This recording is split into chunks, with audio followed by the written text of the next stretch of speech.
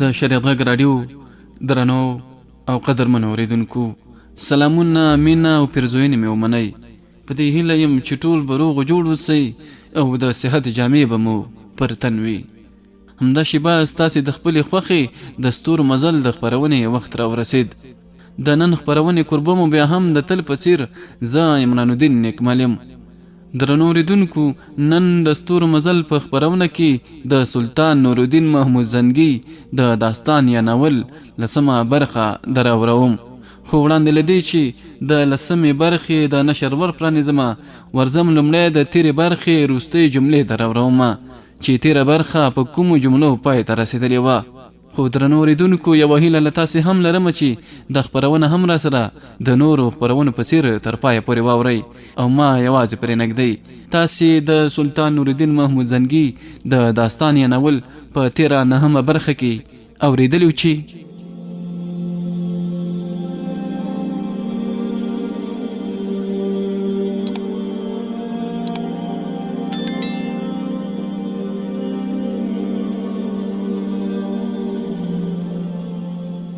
جولسین غوښتل چې د شاهزادګانو د دې اختلاف څخه ګټه پورته کړي. هغه خو نور ډېر څه هم غوښتل، خو په اوسني وخت کې دا د هغه لپاره طلایي چانس و چې ژر تر ژره په الرها باندې ولکه وکړي، تر څو د تېرو بدنامیو داغ هم پرېمنځي او د نوي سره خپل وقار او عزت په ځای کړي. کله چې شاته د مشورې کولو بل څوک په لاس ورنغی نو امروزه یې راوبلله. هسې خو امروزه هر وخت شاهي محل ته تلله او راتلله او ټول په دې پوهېدل چې امروزه جاسوسه ده او شا ترې په دې لاره کې ډېر کار اخیست. ځینو خلکو دا شک هم کوه چې امروزه د شاه د خلوت ځای او ښایست هم دی. د امروزه نقش او نقار هم همداسې و، او لکه څنګه چې ورته د شاهي حرم ارځای ته د ورتللو حق ورکړی و، هغې دغه حق څنګه چې خوښه وه هماغسې استعمالولو. د شاه جولسین له اړخه شاهي محل ته د داسې کم رتبه وګړي رابلل خلک په شک کې واچول. شاه خپلې خاصې کنیزې ته حکم وکړ چې امروزه له ځانه سره راولي. همدغه څه د محل دننه او بهر یوه هنګامه جوړه کړه. شاهي ملازمین په دې وپوهېدل چې شاه ډېر وخت خپل جاسوسان محل ته راغواړي او د هغوی سره په ځان ته ځان خبرې کوي. خو د امروزه خبره د نورو څخه مختلفه وه. کله چې امروزه راوبلله نو شاه خپلې خاصې کمرې ته ولاړ او تر شا یې کنیزیانو او غلامانو ته د نفرت او کرکې په سترګو وکتل. هغوی ته یې دا ډاګزوله چې تاسې د غلامۍ په بستره پیدا شوي یاست او د همدې غلامۍ په کفن کې به د قبرستان په ورانو ویجاړو کې خاورو ته هم سپارل کیږئ.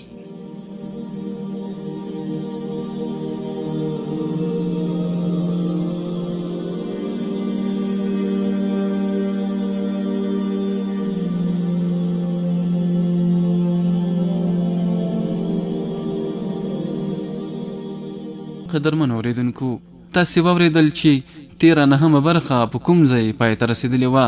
10مې برخې ته له دې جملې څخه دوام ورکوو. د شاه جولسین په مخ د تفکر نښې نښانې موجودې وي. مزاج پېژندونکي امروزې سم د لاسه درکړه او ویې ویل: په حضور دې دا وینځه صدقه شي، د دښمنانو په برخه دې وي. خیر خو دی. شاه خپل ټیټ کړی سر راپورته کړ، خپلې خمارې سترګې یې وګرځولې، څلورو خواو ته یې وکتل. یوازې یوه وینځه هلته په خونه کې موجوده وه او دا هم هغه وینځه وه چې امروزه یې له ځانه سره راوستلې وه. شاه هغې ته هم د لاس په اشارې د بیرون وتلو حکم وکړ. وینځه هم پرته له ځنډه د هغه ځایه ووتله او دروازه یې د شا له لورې وتړله. دا خبره د دې اعلان چې د شاه جولسین خاصه خونه تخلیده. په هغه وخت کې هیچ چاته بلکې ملکې ته هم د دې خبرې د پوښتنې کولو اجازه او جرأت نه و.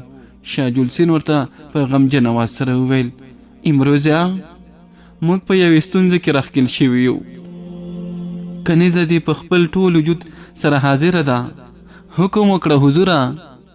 د امروزه لهجه شوخه وه او غوښتلې د شاه غم او تکلیف څه ډول راکم کړي. کیدای شي شاه د امروزه ځواب نه وي اورېدلی او یا یې ورته هم کوم اهمیت نه وي ورکړی. شاه جولسین ورته وویل: بدذاته ډایمنډ یوه ډیره ناروا غوښتنه کړې ده. شاهزاده ترتوس د هغه نه هم زیاته غلطه غوښتنه کړې ده. اوس زه د هغوی د دواړو د غوښتنو ترمنځ راښکېل شوی یم. امروزه ورته په ځواب ورکولو کې لږ څه ځنډ وکړ.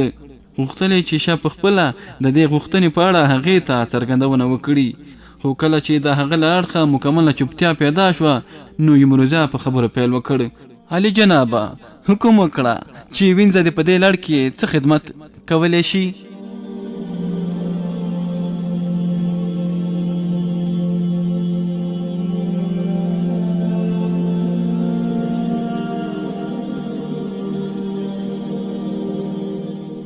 حضور خدا وینځه هم پخوا تجربه کړې وه.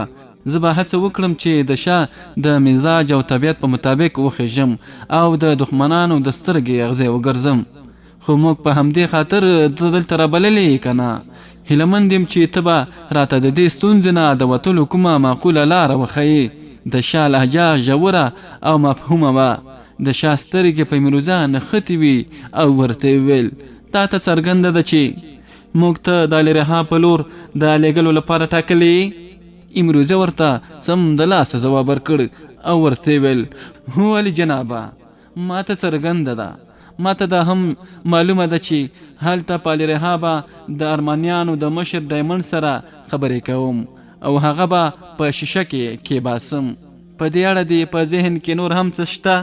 شاه جلسین د پوښتنه په داسې توګه وکړه چې د امروزه لاس او پښې لړزېدې. امروزه د شاه په خبرو پوره ونه پوهېده او په دې اړه یې د هغه نه پوښتنه وکړه.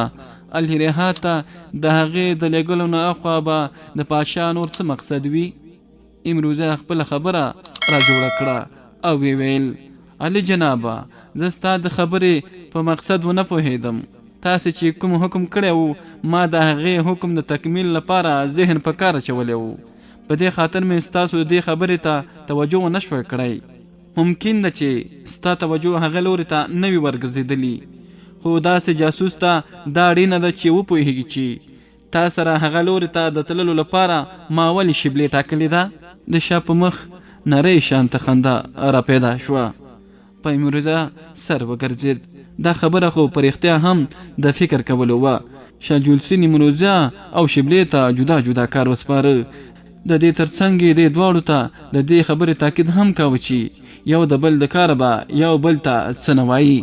هو که چیرې په کومې مصیبت راته نو هغه بله به یې د مرستې لپاره ورستول کیږي. د شاه جلسین عادت و چې د خپلو جاسوسانو د خوندي ساتلو لپاره به یې هر ډول هلې ځلې کولې چې ښځه نمونه یې د جابر د کلا څخه د امروزه رازادول وو. امروزه د خپل غلطۍ د پټولو هڅه کوله او ویل، علي جنابه، زما عقل کار نه کوي. وینځه خو همدومره پوهېده چې کیدای شي شبلې زما سره د مرستې لپاره هلته ولېږل شي.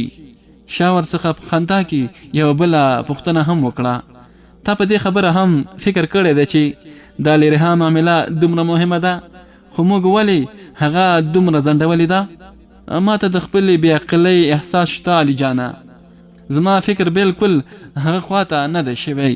شاه د امروزه د خجالت د کمښت په خاطر وویل، دا ستا بې عقلي نه ده، بلکې زموږ له اړخه د ډېر احتیاط نتیجه ده. موږ په اصل کې د شبلې په خاطر دومره احتیاط کوو. ستا نه اخوا یوازې شبلې ته په دې اړه همدومره معلومات شته چې هغه ستا سره د یوې مرستندویه په څېر لیږل کیږي. ډېر ښه، اوس نو زما خبره په غور او دقت سره واوره او بیا د دې مسئلې د حل کومه لاره راته راوښایه. امروزه خپل سر لږ څه ټیټ کړ. وینځه غوږ په زړه ده. علي جنابه، شاه ورته په خبرو پیل وکړ، ته پوهېږي او موږ ته هم معلومه ده امروزه شبلې د شاهزاده ترتوس سره ډېره نږدې شوې ده. موږ ورته کومه خاصه توجه نه ده کړې ځکه چې دا د شاهزاده ذاتي معامله ده. خو اوس یو عجیبه ستونزه را پیدا شوې ده. تا ته معلومه ده چې موږ د الرها په لور د بیرته تللو هڅه کوو. همدا اوس د الرها د بیرته ترلاسه کولو ډېر ښه فرصت دی. شاهزادګان په خپل منځونو کې لاس او ګریوان دي. که چیرې په دې وخت کې ارماني تجاران زموږ سره ملتیا وکړي نو په الرها باندې به په اسانۍ سره ولکه کیدی شي. شاتم شو. او امروزه ته وکتل. امروزه هم په خپل فکرونو کې ډوبه وه. د بل اړخ د څو ورځو راهیسې د شبلې په اړه هم اندېښنه زیاته شوې وه. د شبلې او شهزاده ترمنځ اړیکې دومره پر مخ تللې وې چې شبلې به ډېرې شپې د خپله ځایه هم غیبېده. په شهزاده خو امروزه کوم واک نه درلود، خو شبلې څو ځلې په مینه او محبت پوره کړې وه او ورته ویلي چې د دې اور د لوبو څخه څه نشي ترلاسه کولی. شهزاده د شاهي کورنۍ یو شخص دی، په دې خاطر هغه ته زړه ورکول او یا ورڅخه د وفا تمه کول له یوه سره حماقت دی. خو شبلې د ځوانۍ په جوش کې لاهوشې وه. هو کې درنو اوریدونکو، شهزاده پې دومره غوړ منلي و چې د شبلې سترګې ورپټې کړې وې. د دې خطرناک راتلونکي د هغې په سترګو کې غوړېده، خو د هغې غوږونو هیڅ نه اورېدل. شاه ورڅخه وپوښتل، امروزه زما خبرې اورې؟ امروزه په ویره وویل، اوهو، پوره غوږ مې درته نیولی. شاه مخ ته خبرې وغځولې. د لرها د ارمانیانو د مشر ډایمنډ نوم به دې اورېدلی وي؟ علي جنابه، ما ډایمنډ کتلی هم دی. هغه معقول انسان ښکاري. هغه به هرومرو له موږ سره ملګرتیا کوي. امروزه د دې ثابتولو هڅه کوله چې کولی شي ډایمنډ راخپل کړي. شاه خبرې مخ ته ویوړې او ویل، ستا هن صحیح دی. ډایمنډ خو یو معقول انسان دی، خو هغه د خپل تعاون لپاره سخت شرایط ایښودي دي. خو افسوس هغه د ښایسته مخونو ډیر شوقي دی.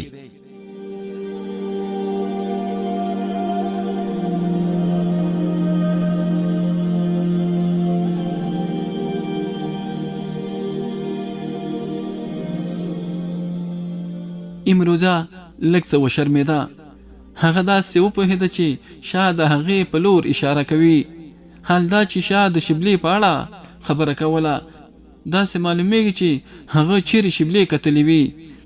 د شبلې د نوم په اخیستو سره امروزې په ډېرې مطمئنې توګه سره شاه ته وکتل.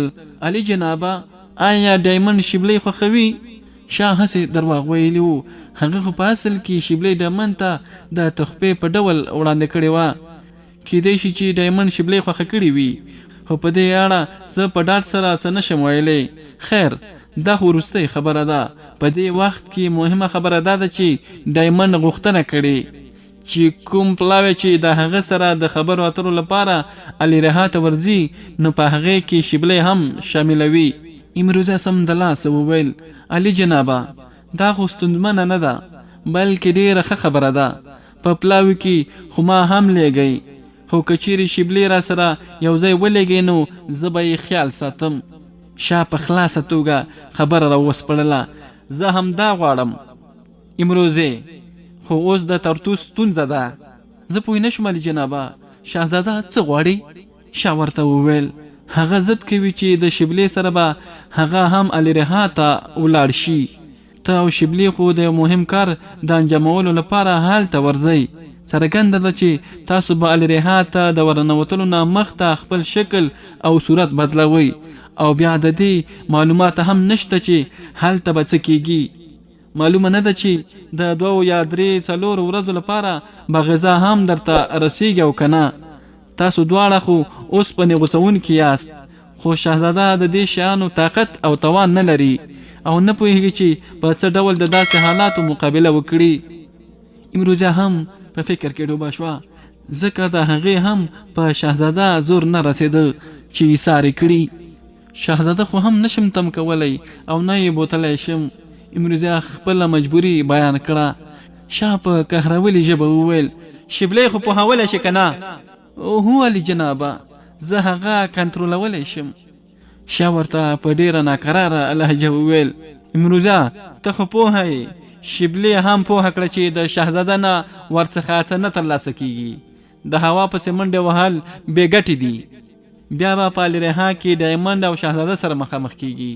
شبلې به یې هم مخ ته وي. که چیرې هلته د شهزاده د خولې څخه داسې کومه خبره راوځي نو موږ ته به ډېر زیان راورسیږي. خو د الرها بیرته ترلاسه کول زموږ لپاره ډېر اړین دي. صحیح ده علي جنابه، زه به د شبلې سره خبرې وکړم. امروزه هیله درلوده چې هغه به شبلې وپوهولی شي او خپله ملګرې به یې جوړه کړي.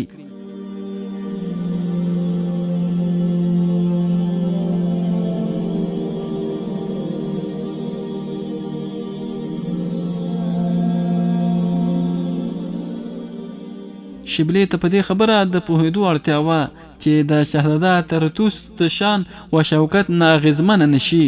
که چیرې ډایمنډ د هغې په لور مایل شي نو د همغې ژوند باید ښایسته کړي. صحیح ده عالی جنابه، زه به د شبلې سره په همدې اړه خبرې وکړم. امروزه رښتیا هم د شبلې سره د شاه د ورکړل شوو خطوطو له مخې خبرې وکړي.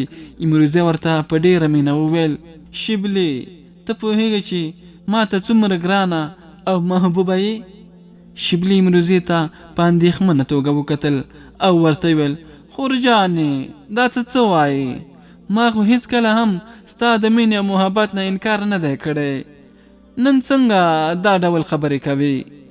امروزه داسې ژړغونې شوه لکه زړه چې ژاړي. نو ویې ویل: شبلې، ما تر اوسه ستا او د شهزاده په معامله کې کومه مداخله نه ده کړې. شبلې د امروزه په غاړه کې لاسونه ور واچول او ورته ویل: خورې، په تا څه وشول؟ آیا زما په خاطر درته کومه ستونزه پیدا شوي یا شهزاده څه ویلي دي؟ امروزه وسوځېده او ویې ویل: شهزاده خو بورا دی، بورا په یو ګل کینی د هغې جوس کې، کله چې جوس خلاص شي او زړه یې ډک شي نو بیا الوزي او په بل ګل کینی. او آیا د داسې انسان څخه د وفا هیله کیدی شي؟ شبلې ورته په خندا شوه او ورته ویل: خورجانې، ته په دې نشي پوهېدی، دا خو محبت دی چې د هر چا سره وشي. امروزه ورته وویل: صحیح ده، محبت چې د هر چا سره وشي، خو بیا دې لوري ته هم فکر کول پکار دی چې هغه بل اړخ څومره محبت کوي. آیا تا د شهزاده څخه کله هم پوښتنه کړې ده؟ شبلې هم په خلاصه توګه ځواب ورکړی: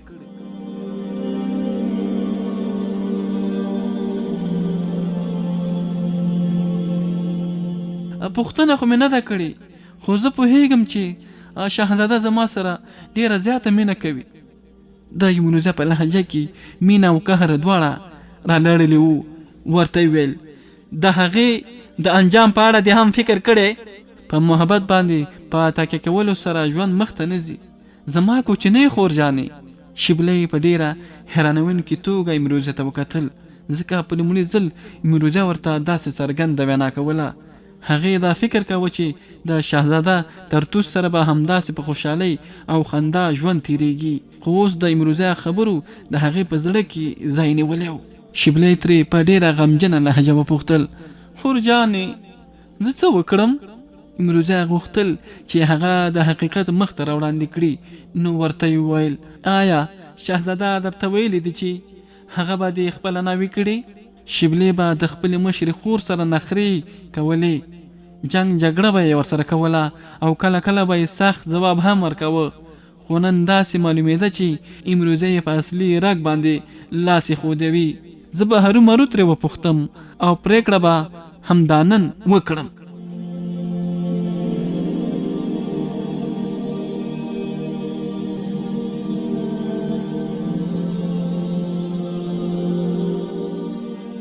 امروزه حیرانه شوې وه.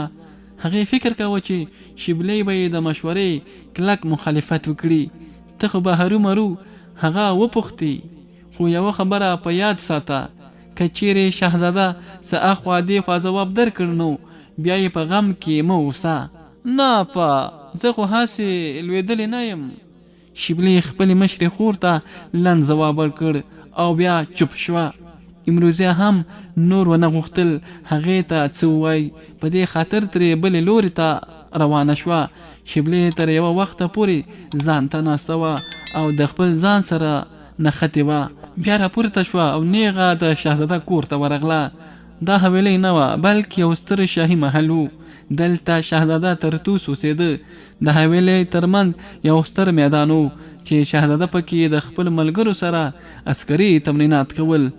هغه د شبلې سره هم د کتلو وختونه ټاکلي وو، خو څه داسې وختونه هم وو چې شهزاده ورته ویلي وو چې په هغې کې شهزاده ډېر مصروف وي او د هغه سره د کتلو لپاره نه راځي.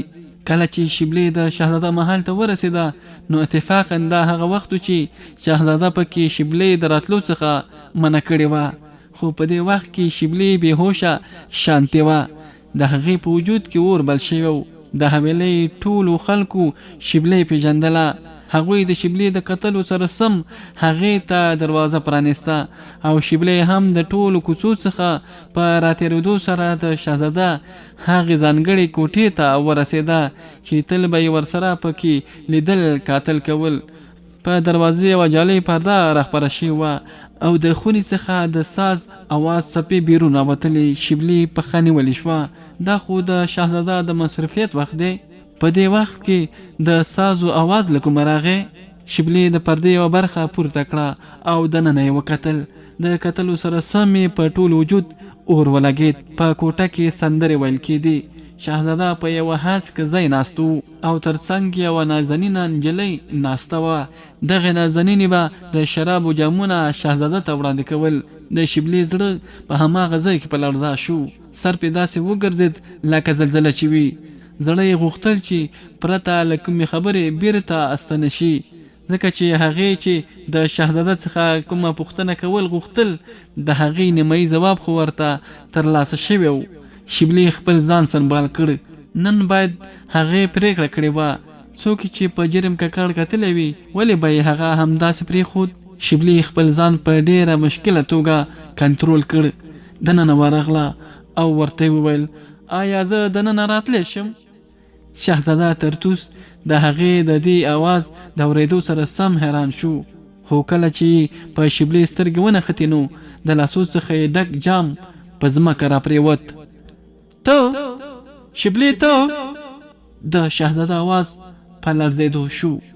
شبلی ورته په ډېره ازادۍ سره وویل هو شهزاده زه ستا شبلی یم، مګر دا خو ستا د مصروفیت وخت و. په دې وخت کې دا څه ګورم؟ شهزاده هغې ساقي پیغلو او ډمانو ته اشاره وکړه. هغوی ټول ټیټ سرونه د هغه ځایه په چټکۍ سره ووتل.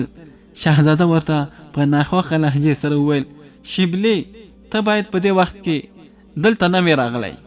شبلی خپل دواړه لاسونه په ملا کې ښودل او ورته وویل په دې خاطر چې دا ستا د تفریح وخت و. زه ستا په کباب کې د هډوکي په څیر را پیدا شوم او ته مې په غلا ونیولې. ترتوس ورته په شاهانه دبدبې سره ویل زه د هیچا څخه نه ویرېږم. ته څوک چې ما ته داسې خبرې کوې؟ شبلی ورته ځواب ورکړ نو بیا خو ما ته هم د خپل ژوند د جوړولو حق شته.